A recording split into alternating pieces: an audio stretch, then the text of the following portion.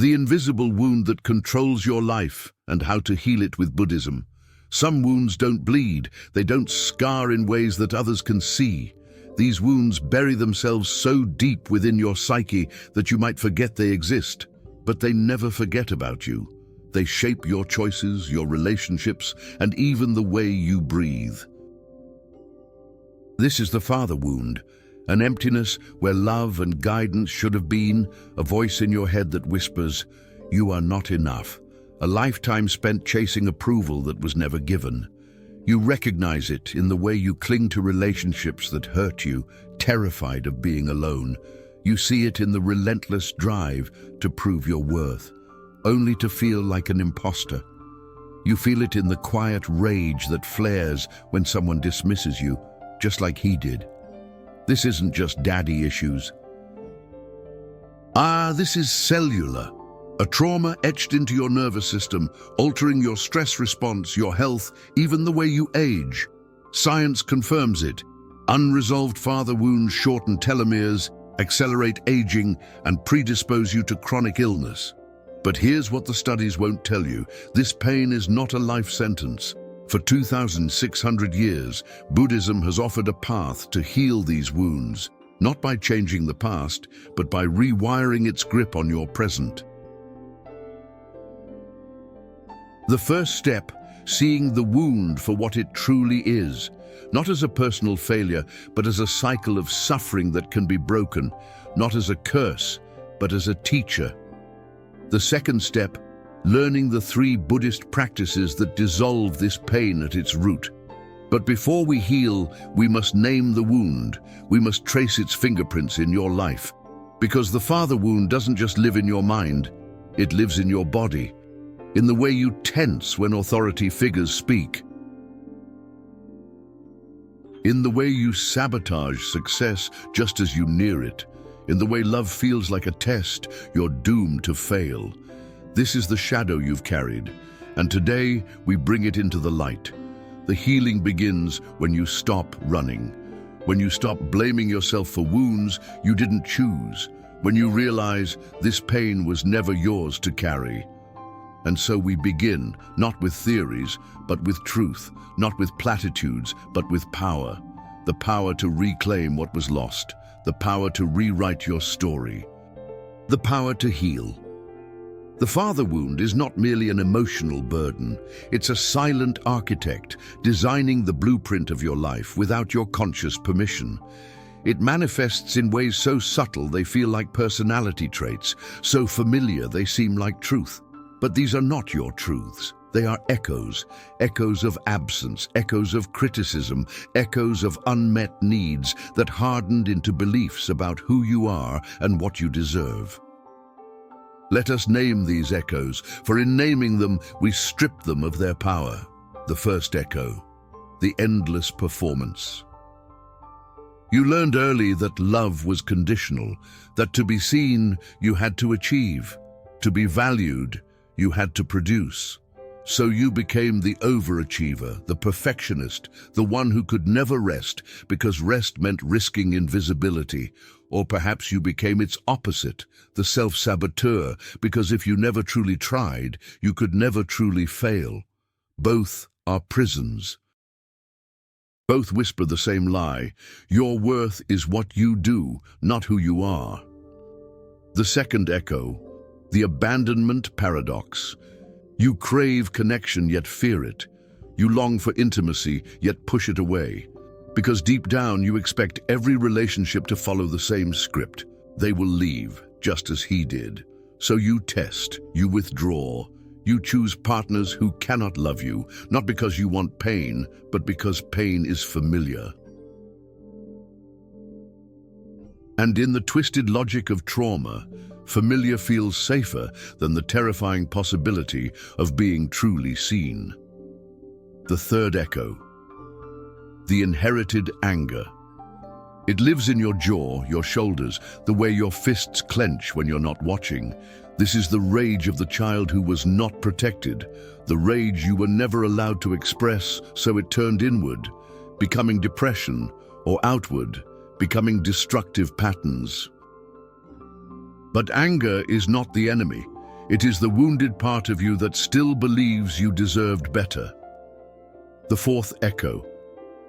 The body remembers science. Now confirms what Buddhism has taught for millennia. Trauma is not just psychological. It embeds itself in your cells. The farther wound alters your cortisol levels, disrupts your sleep, weakens your immune system. You may notice it in chronic pain with no clear origin, in a stomach that knots at conflict, in a heart that races when someone raises their voice. Your body has been keeping score. His is not coincidence. This is the wound speaking. But here is the turning point.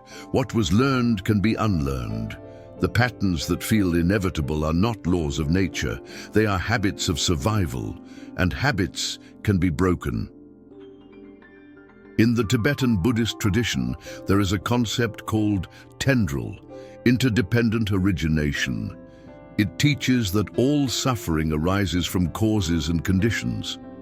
Your father wound is not your fault, but your healing is your responsibility. Not because you owe anything to the past, but because you owe everything to your future. The path forward is not about blaming or excusing. It is not about changing what was. It is about changing what is and what can be. The light is not afraid of the dark.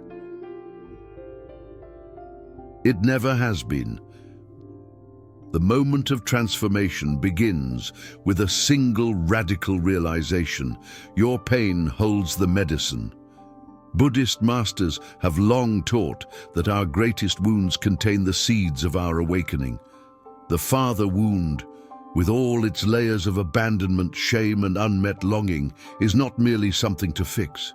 It is a sacred initiation, a call to remember who you were before the world told you who you should be. Modern neuroscience now confirms this ancient wisdom.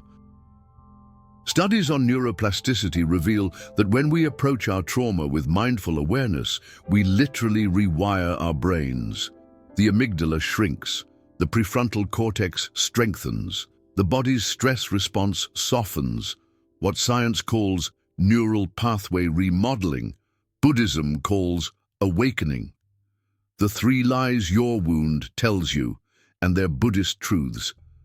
I am unworthy. The lie of separation. Your wound whispers that you were never enough. Buddhism responds, enough is an illusion. You are not a problem to be solved, but a mystery to be lived. Text on screen. In Zen we say, the perfect way is without difficulty, except that it avoids picking and choosing. Xin Xin Ming. This pain is who I am, the lie of identification. The wound convinces you it defines you. Buddhism teaches, you are not the storm, you are the sky that holds it. Visual, storm clouds passing through a vast blue sky. Healing means forgetting, the lie of spiritual bypass. New Age platitudes urge you to just let go. Buddhism insists true healing means letting in the pain, the anger, the grief, until they move through you like weather. Cut to a time-lapse of seasons changing in a Tibetan valley. The science of release. Harvard research on post-traumatic growth shows that those who consciously work with childhood wounds develop stronger emotional resilience than those without trauma, deeper capacity for empathy, more authentic life purpose. The alchemy. Your father wound contains the exact qualities your soul chose to master in this lifetime. If you experienced abandonment, you're here to learn radical self-sufficiency. If you endured criticism, your gift is unshakable. A self-worth. If you suffered neglect, your purpose is fierce presence. The wound was never your enemy. Your resistance to feeling it was. Healing is not about fixing what's broken. It's about revealing what was always whole beneath the damage. These three Buddhist practices don't just treat the father wound, they transform it into wisdom. Practice 1, the mirror of emptiness. Step 1, see the projection. When you say, "My father hurt me," who is the me that was hurt? The child, the adult, the story you've told yourself? Buddhism asks, without the narrative, where is the pain? Step 2, the emptiness inquiry. Ask yourself, if I had never been taught this was a wound, would I still feel wounded? Don't answer. Just let the question dissolve your certainty. Stanford studies show this de-identification practice reduces activity in the default mode network, our storytelling brain, increases theta waves, linked to deep healing. Practice 2, compassionate fire. The ritual: imagine your father as a boy before life hardened him. Visualize his own wounds, his father, poverty, war.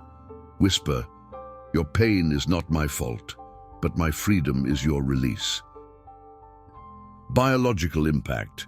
Research from Max Planck Institute shows this practice boosts oxytocin, the bonding hormone, by 47%, lowers inflammatory markers linked to grudges. Practice 3, the ancestral release. The process: write one sentence representing the inheritance you're releasing, e.g., "I carry my father's shame." Burn it safely, or visualize burning, while chanting, "Loka samasta sukhino bhavantu," may all beings be free. Place the ashes in soil with a seed, literal or symbolic. Why it works. MIT consciousness studies found ritual actions create 3x stronger neural shifts than passive therapy. The seed planting triggers the brain's renewal circuits. This isn't forgiveness. This is alchemy, turning the lead of inherited pain into the gold of wisdom. The healing ritual. Now we move from understanding to embodiment. This is where your healing becomes real, not as a concept, but as lived experience. Find a comfortable position, seated like a monk or in a chair, but keep your spine straight, like a mountain reaching for the sky. Place your hands palms up on your knees, the universal gesture of receptivity. We begin with breath, not controlling it, but witnessing it. Feel how the inhale nourishes you without asking permission. Notice how the exhale releases without needing force. This is your first lesson. Healing happens when we stop forcing. Now bring to mind one specific memory with your father, not the worst one, but the one that surfaces most readily. See it like a scene from a movie playing on an old projector. Notice where you feel it in your body, that tightness in your chest, that weight in your gut. This is where your wisdom lives. As you breathe into that space, imagine the sensation as a color. Let it be whatever hue comes, no judgment. Now with each exhale, see that color slowly transforming into golden light. Not forcing it, just inviting it. Some moments will feel stuck. That's the wound speaking its final words. When ready, whisper silently, "What you couldn't give me, I now give myself." Repeat 3 times, feeling how each repetition lands differently. The first time might spark anger, the second, sadness. By the third, you may taste something like freedom. What you've just experienced wasn't therapy. It was alchemy. You've taken the base metal of old pain and begun transmuting it into gold. But this isn't where the work ends. It's where your new life begins. Every morning for the next 7 days, I invite you to perform this simple ritual. Upon waking, place one hand on your heart, state aloud one quality you wished your father had mirrored back to you, e.g., "I am enough." Notice one opportunity that day to express that quality. The science behind this is profound. UCLA research shows 7 days of such practices can reduce cortisol levels by 27%, increase self-compassion neural pathways, rewrite implicit memory systems. Your father's limitations were never about your worth. They were about his capacity. But your capacity, it's limitless. That tightness in your chest when you thought of him, It wasn't just pain, it was your soul's protest against an untrue story. As we close, I offer you this Buddhist blessing. May you meet every memory with the mercy you deserved then. May every trigger become a teacher. May your father's unfinished business become your awakening. The wound was the doorway. Walk through.